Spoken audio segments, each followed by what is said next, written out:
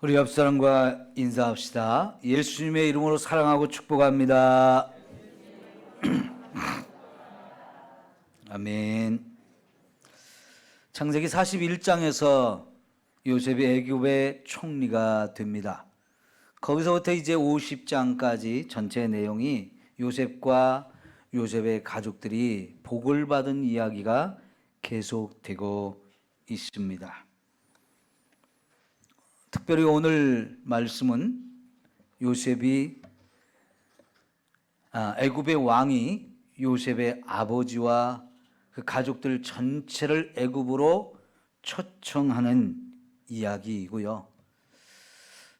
지금 전 세계에 흉년이 들어서 다 굶어 죽는 일들이 여기저기서 일어나고 있고, 이 요셉의 이 아버지 가족들도 다 지금 먹을 양식이 굉장히 부족한 상태에 있는데요. 이들을 애굽으로 초청을 한 거예요. 그러면서 이 애굽 땅에서도 제일 좋은 땅을 줄 테니까 여기 와서 살아라. 그리고 이 애굽 땅에 기름진 것 다 마음껏 먹을 수 있도록 다 제공해 주겠다. 그리고 너희들이 올 때 필요한 수레를 다 보내줄 테니까 수레를 타고 와 그랬는데, 이 수레라고 하는 것은 옛날에는 우리 가마를 사용했잖아요. 사람이 일일이 다 들고 다녔는데 바퀴가 있어야 이 수레를 만드는 건데요. 바퀴라고 하는 것이 쉽게 만들 수 있는 게 아니었어요. 사람들의 머리가 거기까지 발전하지 못했던 시대인데 수레는 오직 애굽에만 있었다고 그래요. 역사학자들이 증언에 의하면 그 당시 수레는 애굽에서만 만들 수 있는 것이었다고 그래요. 이 수레를 70명이 타고 올 수 있으려면 상당히 많은 숫자를 보내주었어야 되는데요. 요즘으로 말하면 이게 리무진이에요. 리무진. 세계에서 제일 좋은 차. 혹시 타보셨나요? 영화 같은 데서는 가끔 나오지요. 최고 부자들이 뒤에 딱 폼 잡고 타는데, 사람이 타는 공간, 혼자 타는 공간인데요, 한 평 정도는 돼요. 거기 긴 의자 있고요, 또 이렇게 옆으로 의자 있고, 거기에 술 같은 것도 진열해 놓을 수 있는 이런 냉장고도 있어가지고 자기가 사랑하는 여자 데리고 탁 타가지고 술 한 잔 탁 따라주면서 막 이렇게 서로 폼 잡는 이런 모습 나오는 차가 리무진이거든요. 그 당시로 말하면 이게 리무진이라고 볼 수 있는데, 이거를 여러 대를 보내서 다 타고 오라는 거예요. 그리고 여러분 20절에 보면 너희 기구를 아끼지 말라. 애굽에 온 애굽 땅에 좋은 것을 너희 좋은 것이 너희 것임이라 그랬는데요. 이 기구를 아끼지 말라는 거, 살림살이 쓰던 거 다 버리고 오라는 거예요. 그러면 빈손으로 와도 이 애굽 땅에서 필요한 살림살이 최고급으로 다 줄게. 얼마나 멋진 대접이에요. 이게 다 누구 때문에 이런 대접을 받을까요? 요셉 때문에. 야곱의 아들 요셉 때문에 그 아버지와 그 형제들, 그 가족들 전체에게 이렇게 특별 대접을 해주겠다라고 약속하고 있는 거거든요. 여러분, 그 당시 애굽의 왕은요, 세계에서 제일 부자 나라, 제일 강한 나라였어요. 이 나라의 왕이 이렇게 초청장을 보내주고 특별히 대접을 해주겠다고 했을 때 이거 거짓말일까요? 요셉을 그만큼 신뢰했고 요셉이 그만큼 애굽에서 총리로서 위대한 일을 하고 있기 때문에 그 가족들까지 이렇게 특별한 대접을 해주겠다라고 약속하고 있는 거거든요.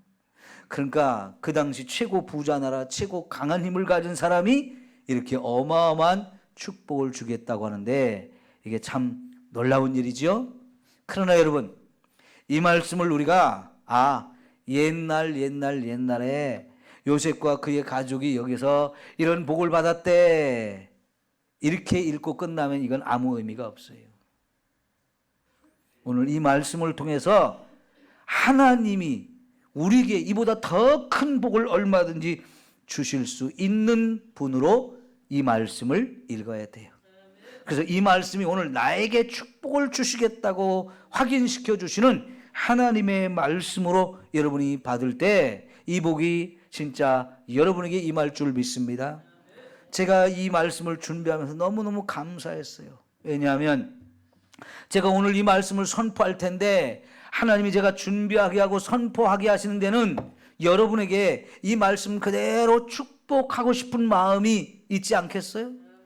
여러분, 설교 준비가 그냥 되는 게 아니에요. 하나님 말씀을 제가 기도하면서 깨닫고 그래서 이 말씀을 여러분에게 선포하는 것인데 하나님이 이 말씀을 주실 때는 분명히 이 말씀대로 축복하겠다는 하나님의 뜻과 계획이 있기 때문에 이 말씀을 준비하게 하시고 선포하게 하시는 것을 믿습니다.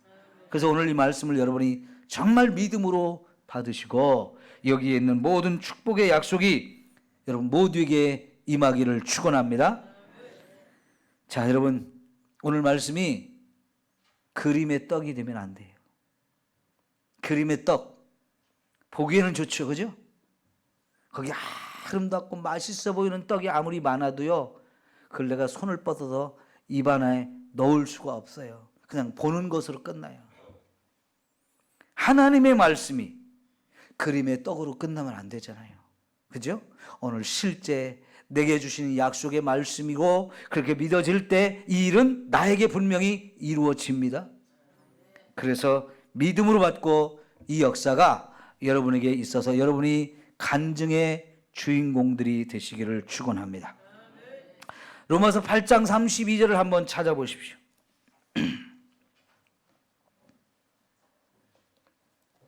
로마서 8장 32절.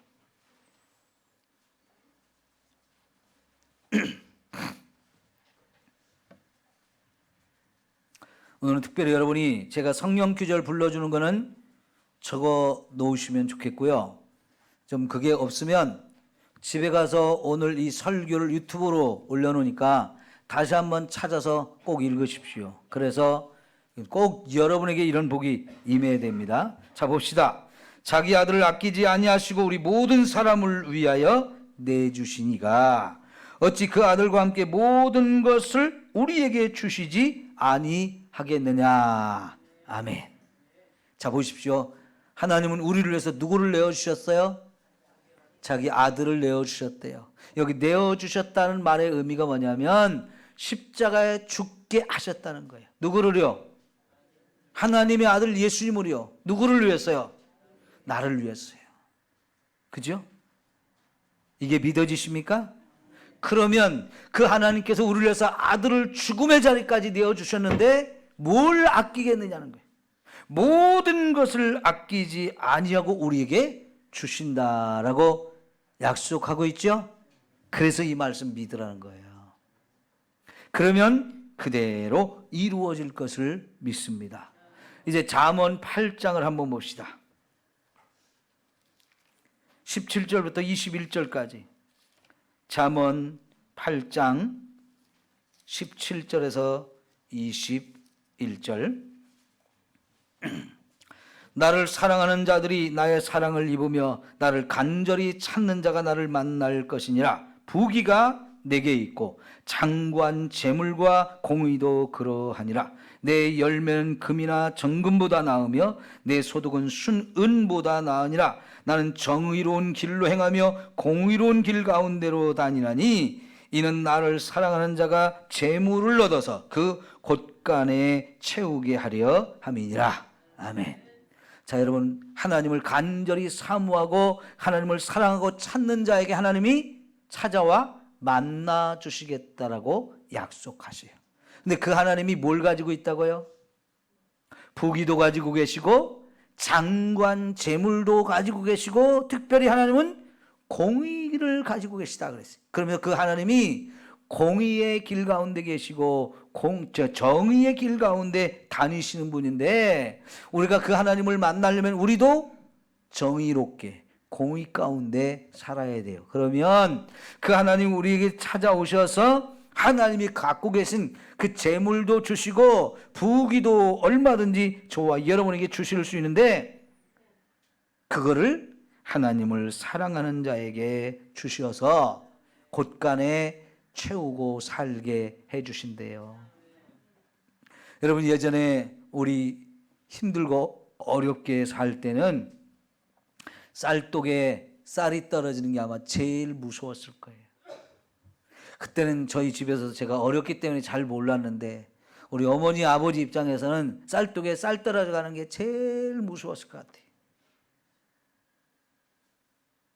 어려웠을 때는 봉지 쌀도 사다 먹었던 시절이 있잖아요. 하루 벌어서 하루 먹고 사는 사람들은요, 쌀을 한꺼번에 많이 사지 못하니까 겨우 봉지 하나에 누런 그 종이에 하나 거기 가득 채웠고 사오는 게 그날 먹을 양식이에요. 그런데 여러분, 하나님은 하나님을 사랑하는 자에게 재물을 내려주셔서 곳간에 가득 채우고 살게 해주신다는 거예요. 네? 이런 복을 저와 여러분이 받으며 살아야 할지 않겠습니까? 네, 그러면 오늘 이 말씀을 좀 잘 귀 기울여 들으십시오. 그리고 실제로 이 복이 여러분에게 임했으면 좋겠어요. 저는 오늘 설교를 준비하면서 하나님, 이 설교를 듣는 성도들 모두가 이 복을 좀 받게 해주세요 하는 간절한 마음을 가지고 여러분에게 설교하는 거예요. 그러니까 여러분 그냥 들려보내지 마시고 성경 구절은 몇 구절이든지 다 쓰시고, 아니면 그게 안 되면 오늘 돌아가셔서 유튜브에서 오늘 설교를 찾아가지고 계속 듣고 또 들으면서 여러분의 기도 제목으로 삼으십시오. 그래서 꼭 이 말씀의 은혜가 여러분 모두에게 임하기를 축원합니다. 자, 먼저 요셉이 그럼 받은 축복이 뭔지를 좀 몇 가지로 정리를 하겠는데요. 우선 제일 먼저 요셉이 애굽의 총리가 되었어요. 17살에 애굽의 종으로 팔려갔잖아요. 그리고 또 거기서 그것도 부족해서 감옥에까지 들어갔어요. 억울한 누명을 쓰고 감옥살이를 또 하면서 13년의 세월을 보냈거든요. 그런데 그렇게 13년 세월을 보내는 가운데 하나님은 요셉을 거기서 잘 연단하셨어요. 그리고 훈련이 다 끝나자마자 하나님은 애굽의 총리로 세워주셨어요. 생각해 보세요. 이방 나라에 어린 소년이 종으로 팔려왔는데 그 사람이 13년 후에 그 나라의 총리가 되어진다? 상상도 할 수 없는 일이 벌어진 거예요. 오늘 45장 9절에 보면 요셉이요, 자기를 이렇게 애굽의 총리로 세우신 분은 하나님이라고 말해요. 하나님이 그렇게 해주셨다는 거예요. 근데 그 요셉의 총리로 세우기 전에 하나님은 요셉을 종살이를 하게 하시고요, 감옥살이를 하게 하셨어요. 근데 그게 결국은 하나님께서 총리로 세우기 전에 필요한 훈련을 다 겪게 하신 거였단 말이죠. 그러니까 요셉은 애굽에서 이렇게 종살이 하면서도 그냥 산 게 아니에요. 하나님과 함께하는 삶을 살았다. 그러니까 하나님께서 그에게 축복을 주시니까 그가 하는 일이 다 잘 되었고, 하나님이 함께하는 것, 하나님이 축복하는 것, 하나님이 형통하는 것을 주인이 눈으로 보고 확인하게 해주셨다는 거죠. 그래서 살림을 다 맡기면서 네가 우리 집 살림살이 해. 그 훈련이에요. 거기서 안타깝게 누명을 쓰고 이제 다시 감옥에 들어갔지만 그 감옥에서도요, 또 하나님이 함께 해주셨다는 거예요. 그러니까 이 종으로, 노예, 죄수로 팔려온, 옥에 갇혀있는 이 요셉을 간수장이 보면서 얘는 뭔가 다른데 하면서 그에게 하나씩 둘씩 일을 맡겨주고 거기서 죄수들을 섬기는 일, 돌보는 일, 이런 일을 하다가 결국은 간수장이 이 감옥 전체를 다 맡겨주면 네가 한번 사람들을 돌봐라 이러면서 훈련이 됐던 거예요. 여러분, 하나님께서는 이렇게 귀하게 쓰는 사람을 먼저 낮은 자리로 가게 하셔요. 그 낮은 자리에서 충분히 훈련이 되어지면 그때 하나님께서 그를 높여 주십니다. 성경에는 많은 곳에서 우리 하나님을 믿는 사람들이 낮아져야 된다라고 가르치고 있는데요. 잠언 22장 4절에도 보면 겸손과 여호와를 경유함의 보상은 재물과 생명과 영광이라 그랬어요. 여러분, 겸손하게 살면서 하나님을 경외하면 그 사람에게는 하나님 반드시 보상을 주시는데, 그 사람에게 재물도 주시고 영광도 주시고 생명도 주시겠다는 거예요. 여러분, 잠언을 읽다 보면 낮아지라는 얘기, 겸손하는 얘기 많이 하죠. 패망은 멸망의 선봉이지만 낮아짐은 최고의 축복의 자리로 하나님 우리를 높여주신다라고 약속해요. 베드로전서 5장 11절에도 하나님의 능하신 손 아래서 겸손하라 그랬고, 야고보서 2장에서도 같은 표현을 하고 있는데, 때가 되면 너희를 높이시리라 그랬어요. 여러분, 빌립보서 2장 5절부터 11절에 보면 하나님의 아들 예수님도 하나님과 동등된 자리를 버리고 그 하늘에서 자기를 비워 사람의 몸을 입고 이 땅에 오셨는데, 그 사람 중에서도 가장 낮은 종의 자리 갖고 거기서 하나님과 사람을 섬기는 삶을 살았다는 거예요.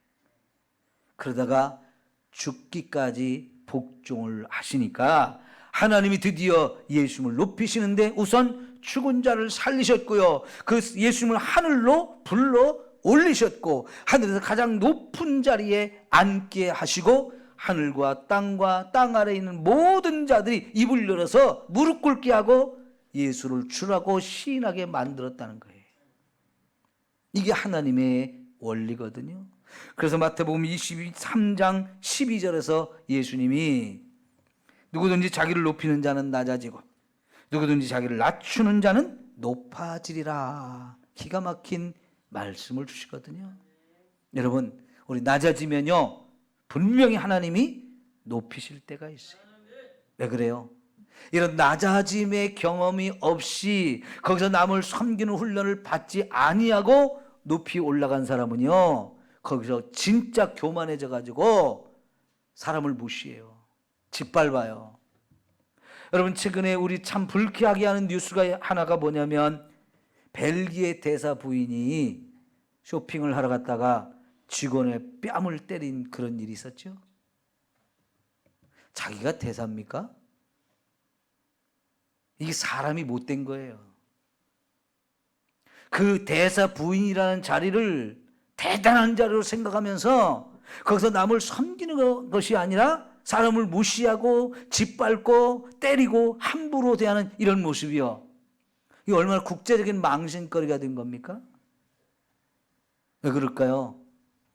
낮아짐의 경험이 없거나 남을 섬기고 배려하고 베풀고 나누는 것을 배우지 못해서 그래요. 여러분, 요셉이 총리가 되었을 때 이 낮아진 자리에서의 경험이 없었다면 그가 얼마나 교만하고 얼마나 사람을 무시하고 짓밟는 자가 됐겠습니까? 그런데 여러분, 요셉은 그러지 않았잖아요. 두 번째로 우리가 살펴볼 것이, 그 총리가 되어진 이유가 뭐냐면 죽어가는 자를 살리기 위한 것이었다는 거예요. 그런 일을 할 수 있었던 것은 결국은 그가 낮아진 자리에서 섬기고 낮아진 자리에서 남을 베풀고 세울 수 있는 이런 훈련이 충분히 되었기 때문에 너는 됐다 하면서 하나님이 딱 높여주신 거예요. 여러분, 17살에 요셉이 죽은 줄 알았는데 20년 후에 그 아들이 살았다는 얘기를 아버지가 들었어요. 얼마나 감격했습니까? 그런데 그것도 감사한데요, 애굽의 총리가 되어 있다는 말을 들었어요.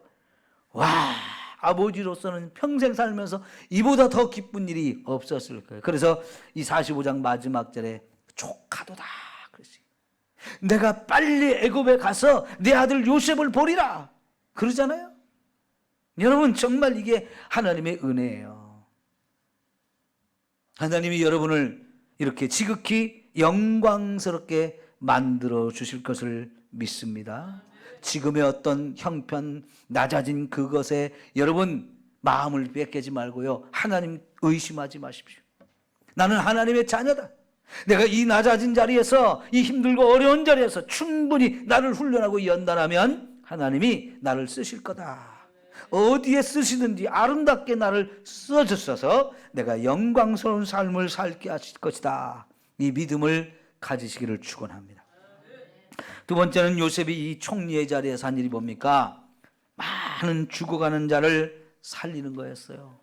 여러분이 죽은 자를 죽어가는 사람들을 살린다는 거 얼마나 귀하고 아름다운 일이고 시급한 일인가요?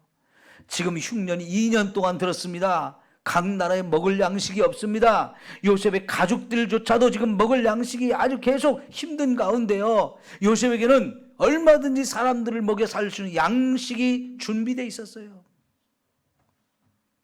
누구든지 오면 다 애굽의 사람들도 다 먹여 살리고요. 다른 나라 사람들도 돈만 가지고 오면 마음껏 사갈 수 있게 했습니다. 하나님이 그렇게 준비하게 하셨죠. 그런데 앞으로 5년 동안 이 흉년이 계속된다는 거예요. 그러면 여러분 살아남을 사람이 없는 거지요.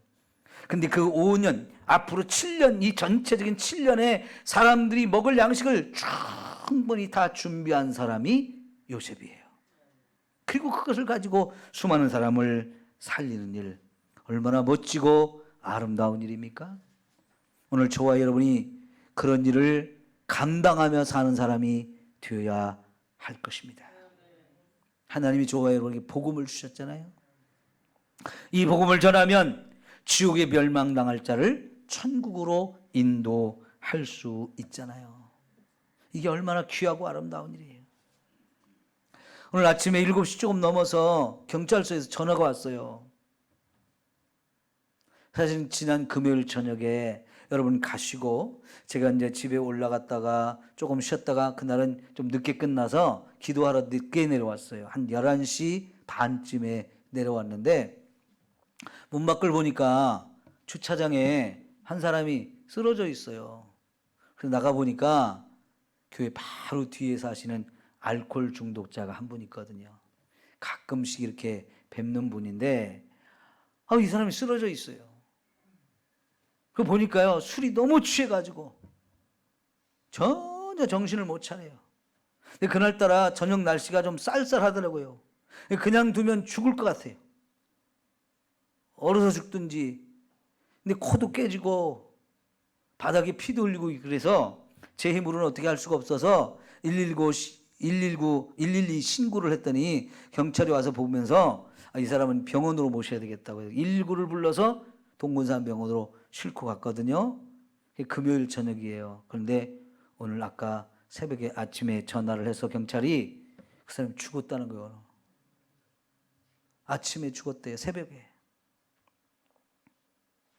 한 달 전쯤에 제가 만났는데 멀쩡해요. 저는 항상 술에 취해 있는 모습만 봤는데 반갑다고 그랬더니 자기 술 끊었대요. 정신이 멀쩡해요. 너무 잘했다고. 자기 학교도 다닌대요. 여기 평화중고등학교가 있거든요. 그러면서 자기가 수학은 잘하는데 영어가 안 된다고 그러면서 영어 단어장을 들고 다니면서 이렇게 외우고 있더라고요. 그래서 너무 잘했다고 그러면서 이제 교회 나오셔서 같이 예배도 드리자고 그리고 새로운 삶을 좀 살자고 축하한다고 그랬더니 알았다고 이제 그랬거든요. 그러고는 못 봤어요. 그런데 갑작스럽게 이렇게 죽음을 당했어요. 교회 제일 가까이 사는 사람인데 교회 마당에서 죽었거든요. 참 너무 안타깝잖아요. 여러분 죽은 자를 살리는 일은 가장 귀한 일이고 가장 시급한 일이에요. 하나님은 요셉에 그런 일을 하라고 맡겨주셨듯이 오늘 저와 여러분에게도 그런 사명 다 주셨어요. 생명의 복음을 가지고 먼저 저와 여러분을 살려주셨고요. 우리가 얼마든지 이 땅에 죽어가는 영혼들, 천국길을 알지 못해서 멸망길로 가고 있는 사람들을 살릴 수 있는 복음을 주셨잖아요. 부지런히 열심히 복음을 전합시다. 여러분의 전도로 얼마든지 영혼이 구원받을 수 있어요. 코로나 시대 사람들이 교회를 욕하고 비난해도요, 그 사람에게 복음이 필요한 거예요.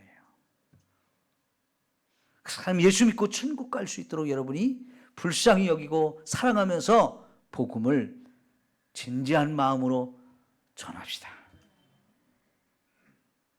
여러분, 부모가요 열심히 일해가지고 내 가족을 먹여 살리는 일, 그게 참 귀하고 아름다운 일이잖아요. 그 일을 지금 우리가 다 하고 있잖아요. 어떤 사람은 조그만 가게라도 만들어서 직원을 채용해가지고 함께 일하면서 나와 그 직원의 가족까지 함께 먹여 살리는 일을 합니다. 어떤 사람은 남의 가게에서 일하든지 아니면 직장에서 일합니다. 여러분, 그곳에서 저와 여러분이 요셉처럼 축복의 통로가 되어야 돼요. 내게 맡겨준 일 최선을 다해서 감당하고 하나님이 나에게 축복을 하셔서 나 때문에 이 직장이 잘 되어지고 나와 함께 일하는 사람들이 복을 얻고, 그러면 이게 얼마나 아름다운 일이에요. 여러분, 우리가 만든 물건이 전 세계 사람들이 쓰는 물건이 될 수 있어요. 요즘에는 한국의 농산물도요, 전 세계 사람들이 얼마나 좋아하는지요. 영국의 엘리자베스 여왕이 우리나라를 왔다 갔잖아요. 안동의 하회마을 갔다가 거기서 안동 사과를 먹어보고는요, 너무 맛있다고. 사실은 그게 옛날에 미국에서 온 선교사들이 대구에 참 사과 씨를 가지고 와서 뿌려가지고 우리나라에 사과가 퍼졌다 그러거든요. 그런데 이제 우리나라에서 만들어진 사과들이 최고의 품질이 돼가지고요, 영국 여왕이 먹어보니 세상에 이렇게 맛있는 과일이 있냐고 하면서 계속해서 안동 사과를 사다가 먹는다잖아요. 수입을 해다가. 덴마크, 벨기에 왕실 사람들도요, 한국 나주배를 먹어보고는 이렇게 좋은 과일이냐고, 이렇게 맛있는 배가 있느냐면서 해마다 사간대요. 수입을 해간대요. 저 아랍 사람들도, 중동 사람들도 한국의 과일, 사과, 딸기 이런 것들 너무 맛있다고 자꾸 사간다는 거예요. 여러분, 내가 지은 농산물이 그렇게 전 세계 사람들이 먹고 함께 살 수 있는 길이 된다는 거 얼마나 귀한 축복이에요. 에? 우리가 하는 일이요, 이렇게 얼마든지 많은 사람들을 살리고 섬기고 세울 수 있는 일이 되어질 수 있어요. 여러분, 자녀들을 위해서 기도할 때, 하나님, 우리 아들, 딸이 100명을 먹여 살릴 수 있는 사람이 되게 하옵소서. 1000명을 먹여 살릴 수 있는 사람이 되게 하옵소서. 100만 명도 먹여 살릴 수 있는 일을 하게 하옵소서. 축복의 통로로 요셉같이 사용되어지면 그와 같은 일을 얼마든지 할 수 있잖아요. 여러분, 하나님이 우리를 그렇게 세워주시면 되는 거예요. 창세기 49장 22절에 보면 야곱이 마지막으로 12아들을 축복하는데 요셉에게 어떤 축복을 했느냐면, 요셉은 샘 곁에 심겨진 무성한 가지라, 곧 담을 넘은 무성한 가지라 그랬어요. 예? 샘 곁에 심어지면 계속 무성할 수 있잖아요. 근데 그 무성한 가지가 담을 넘어서 가는 무성한 가지가 되라는 거예요. 그 얘기는 뭡니까? 많은 열매를 맺어서 담 안에 있는 내 가족 식구들만 그걸 먹는 게 아니고 담장 밖으로 뻗어나가서 담장 밖에 지나가는 사람들까지도 그걸 따먹을 수 있는 유익을 주는 사람이 되라고 축복 기도를 해줬거든요. 아버지가 그런 기도를 했어요.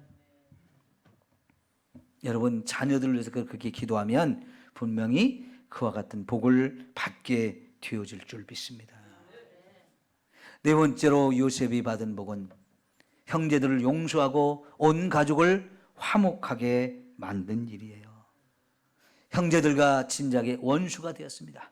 그 형들이 어린 17살짜리 요셉을 죽이려고 했어요. 그러다가 애굽의 종으로 팔아버렸는데요, 그걸 생각하면 인간적으로 너무 아마 이가 갈릴 거예요. 근데 애굽의 총리가 되어 있는데 형들이 자기 앞에 왔거든요. 무릎을 꿇었거든요. 이거 원수가 풀 수 있는 기가 막힌 기회고요, 힘도 있고 능력도 있어요. 그런데 여러분, 요셉은 그들을 다 용서했어요. 그리고 그 형들이 스스로 자신들의 죄를 깨닫고 회개하게 됐어요. 그리고 그 앞에 와서 절하잖아요. 그들을 요셉이 다 끌어안고 품에 안았습니다. 부모님, 동생, 그 가족들까지 다 불러와서 애굽에서 함께 살자고, 온 가족을 화목하게 하는 것, 이게 이 땅에서 천국을 이루고 사는 것 아닌가요?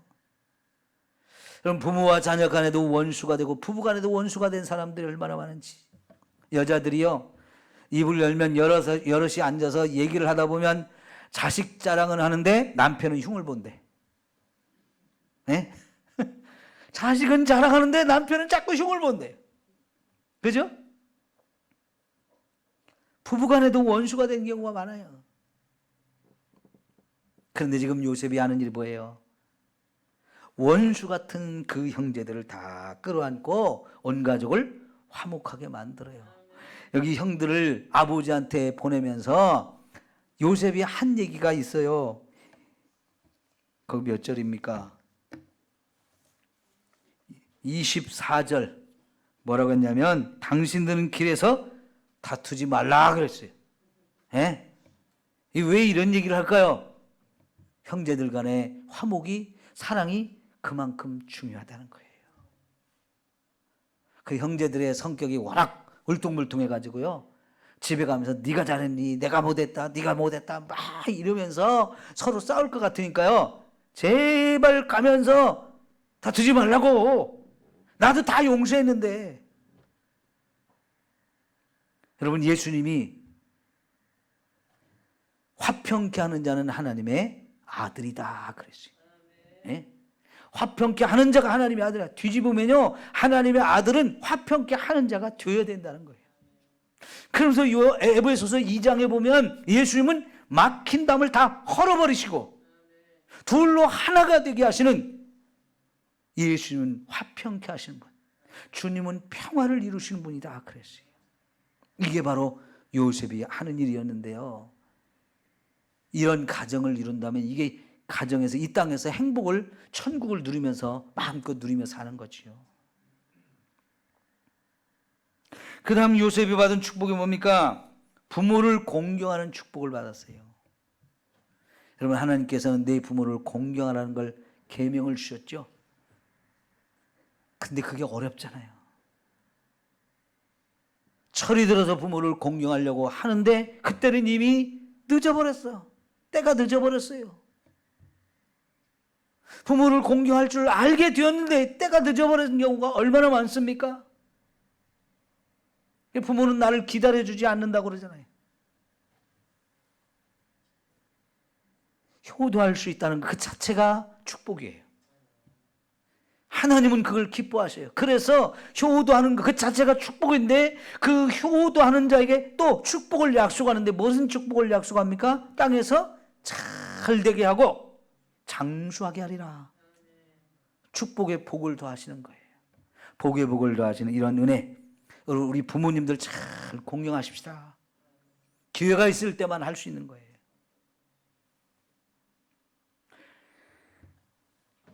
다섯 번째로 하나님이 요셉에게 주신 축복이요, 좋은 것으로 소원을 만족해 하신다 그랬어요. 좋은 것으로 소원을 만족해 하신다. 자, 여러분, 지금 애굽의 왕이 요셉과 그의 아버지와 형제들에게 뭘 약속했어요? 애굽에 제일 좋은 땅 줄 테니까 마음대로 골라 살아. 여러분에게 우리나라에 지금 어디 가서 살 거냐고 마음대로 고르라면 어디 사실래요? 분당에 가서 한 60평짜리 주세요. 아니면 200평짜리 단독주택을 주세요. 거기다 3층은 있어야 되겠고요. 수영장도 있으면 좋겠고요. 정원도 넓으면 좋겠고요. 그러고 싶죠? 하나님이 얼마든지 애굽에 좋은 땅 너희들이 골라서 살아. 그리고 이 애굽에 기름진 거 다 마음껏 먹을 수 있게 해줄게. 술에 다 보내줄게. 가구 하나도 갖고 주마. 그거 구닥다리 된 거 하나도 갖고 주고 말고 내가 애굽의 최고급 가구들로 다 채워줄게. 얼마나 멋져요. 그런데 하나님은 그보다도 저와 여러분을 더 사랑하셔요. 하나님은 애굽의 왕보다 비교할 수 없이 위대하고 좋으신 분이에요.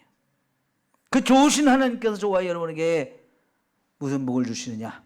이제 다 찾아봅시다. 시편 103편 1절에서 5절입니다.